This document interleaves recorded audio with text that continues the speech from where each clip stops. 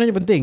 Kau kena laporkan dulu dan baru akan bantuan tu akan sampai. Betul. Kalau kau tak ada laporan, kau tak ada visual, kau tak ada berita yang akan keluar daripada tempat kau, orang tak tahu, dan bantuan tak akan masuk. Betul. Itu yang orang selalu cakap, kenapa kau bantu-bantu je lah, kau nak tunjuk apa? Macam mana nak dapat bantuan kalau tak tunjuk? Betul.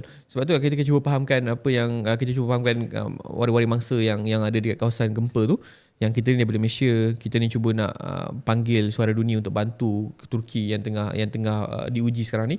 So barulah dia orang faham. Kalau tak sebelum tu memang susah lah kita nak interview dan sebagainya. So, bila sampai tu dia memang satu, bayangkan kita selalu nampak Turki ni satu tempat yang cantik, lawa kan. Turki lawa. Kalau korang Google Turki, dia memang satu negara yang macam-macam nature yang lawa dekat Turki. So bila sampai tu, bayangkan kita nampak bangunan-bangunan semua dah menyembah ke bumi. Dah kita nampak konkrit ya. Tu kita nampak orang lain masa-masa wari-wari mangsa ni, dia hidup dengan unggun api dekat tepi-tepi runtuhan ni. Menunggu ahli keluarga mereka yang dalam runtuhan ni dia jumpai. Yang yelah, kalau jumpa hidup bersyukur, kalau jumpa mayat lagilah. Kita boleh bayangkan perasaan mereka macam mana kan.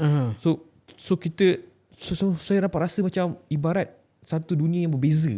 Daripada Istanbul yang tengah cantik waktu saya datang tu, bila sampai kat Kahramanmaraş, satu perasaan yang berbeza.